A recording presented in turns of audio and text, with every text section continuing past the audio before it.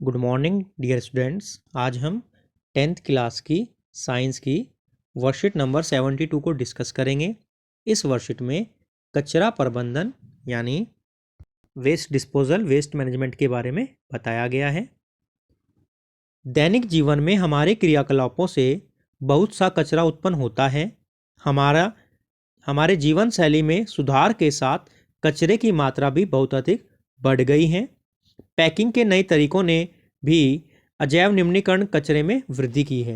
Means जो non biodegradable waste होता है उसमें इंक्रीमेंट होता जा रहा है जैसे ही हमारी जीवन शैली में सुधार आ रहा है। मीन्स लाइफ स्टाइल हमारा इम्प्रूव कर रहा है, उसी हिसाब से हम नॉन बायोडिग्रेडेबल सब्सटेंसेस का भी इस्तेमाल ज़्यादा कर रहे हैं।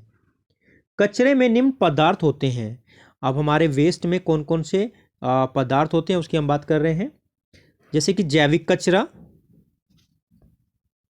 जिसको कि इंग्लिश में हम कहते हैं बायोडिग्रेडेबल वेस्ट। तो ये क्या होते हैं? दीज आर दो substances which are broken down by biological processes. जैसे कि इसमें एग्जाम्पल हम ले लेंगे fruit, vegetable peels, paper, jute, dung etc। यानी जैविक कचरा कौन सा होता है?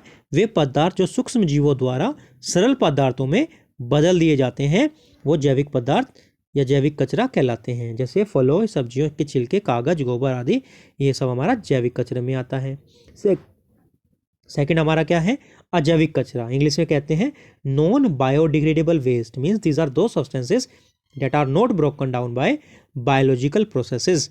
मीन्स वो पदार्थ जो सूक्ष्म जीवों द्वारा सरल पदार्थों में नहीं बदले जा सकते हैं वो अजैविक पदार्थ या अजैविक कचरा कहलाते हैं। जैसे कि प्लास्टिक, पॉलीथीन, इसमें हम धातु भी ले लेंगे जैसे मेटल्स वगैरह भी आती हैं।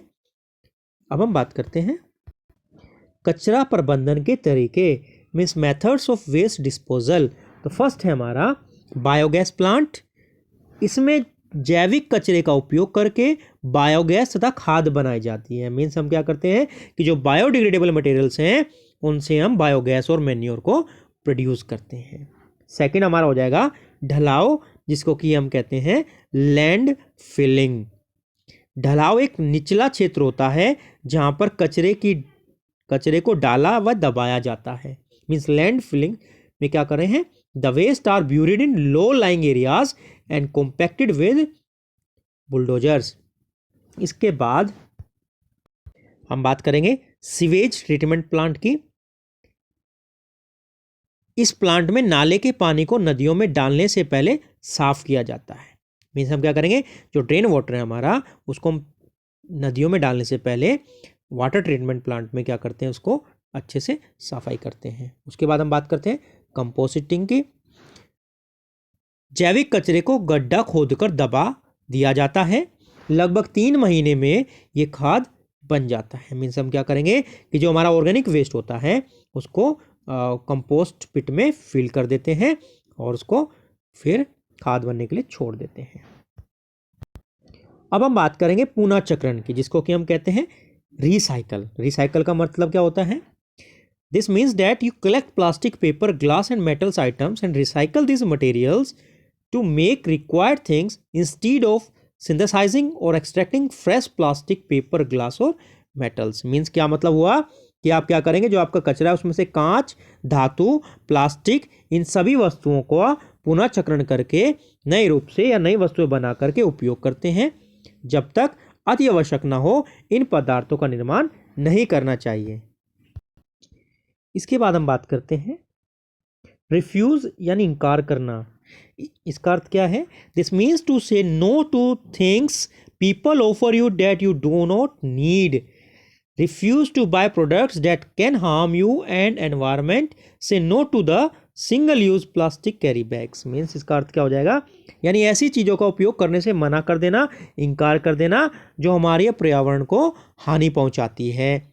ठीक है, आप उसको यूज़ नहीं करें। जैसे कि प्लास्टिक के थैले के उपयोग को इनकार करना।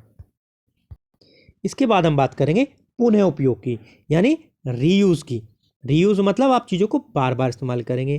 This is actually even better than recycling because the process of recycling uses some energy. In the reuse strategy you simply use things again and again. Instead of throwing away used envelopes you can reserve it and use it again. The plastic bottles in which you buy various food items like jam or pickles can be used for storing things in the kitchen. अर्थात हम क्या करेंगे, वस्तुओं का उपयोग बार बार करेंगे, जैसे plastic के जार, बोतलें आदि रसोई घर में सामान रखने के में उपयोग किए जा सकते हैं। उन्हें फेंके नहीं, उनको बार बार इस्तेमाल करें। लास्ट में हम बात करेंगे पुनः प्रयोजन यानी रीपर्पज। इसका क्या तात्पर्य है? This means when a product can no more be used for the original purpose, think carefully and use it for some other useful purpose.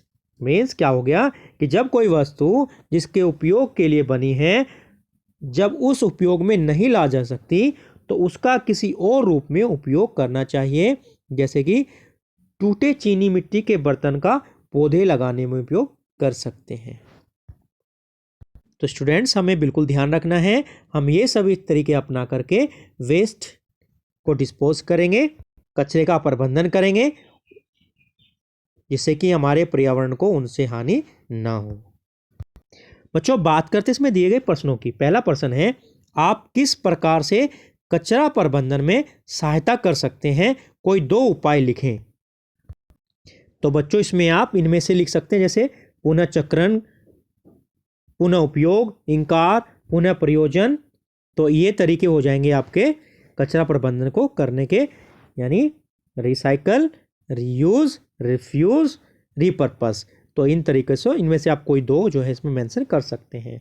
बात करें सेकंड पर्सन की, हमारे द्वारा उत्पादित अजैव निम्नीकरण कचरे से क्या क्या समस्याएं उत्पन्न होती हैं? मीन्स जो नॉन बायोडिग्रेडेबल वेस्ट है उससे क्या क्या प्रॉब्लम हमारी उत्पन्न हो सकती है। तो इनकी समस्याओं की बात करते हैं। पहला हो जाएगा, अजैव निम्नीकरण कचरा लंबे समय तक बिना विघटित हुए रहता है। यह मृदा की उर्वरक शक्ति को प्रभावित करता है, बड़े नालों को अवरुद्ध कर सकता है, जैसे जल के स्रोतों या दूसरी चीज़ों को प्रदूषित कर सकता है। ठीक, तो सेकंड हम बात कर लेंगे प्लास्टिक की बोतलें, उनमें संतोषित जल बहुत से सूक्ष्म जीवों की प्रजनन स्थल बन जाती हैं तथा ये रोग फैलाते हैं। तो ये सभी प्रॉब्लम्स क्रिएट अजैव निम्नीकरण कचरे से। बात करते हैं तीसरे पर्सन की, ऐसी 2 वस्तुओं का नाम लिखें जिनका पुनः चक्रण किया जा सकता है। तो पुनः चक्रण करने वाली हो जाएंगी जैसे अखबार, किताबें, कॉपियाँ। ठीक है, तो ये है हमारी पेपर से बनी हुई, कागज़ से बनी हुई, प्लास्टिक से बनी हुई जैसे बाल्टी, टंकी, मग, पाइप, खिलौना वगैरह हो जाएगा। मेटल से, धातु से बनी हुई वस्तुएं कौन कौन सी हो जाएंगी, जैसे बर्तन होते हैं, दरवाजे, खिड़की, पाइप। तो ये सब चीज़ें जो हैं पुनः चक्रण में यानी रिसाइकल में लाई जा सकती है। बात करते हैं फोर्थ क्वेश्चन की, सीवेज ट्रीटमेंट प्लांट किस प्रकार उपयोगी है?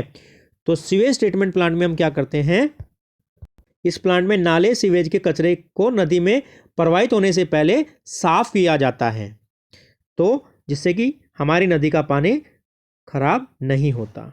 बात करते हैं प्रश्न नंबर 5 की, यदि आप प्लास्टिक के थैले को ना कहते हैं तो किस चीज़ से बना थैला उपयोग करोगे? तो यहाँ जो है जूट या कपड़े से बने हुए थैले का उपयोग किया जा सकता है जब आप प्लास्टिक को ना कहते हैं। तो बच्चों ये आपकी वर्कशीट नंबर 72 थी। आप इसको अच्छे से पढ़ेंगे तथा प्रश्नों को भी अच्छे से करेंगे। मिलते हैं अगली वर्कशीट के साथ।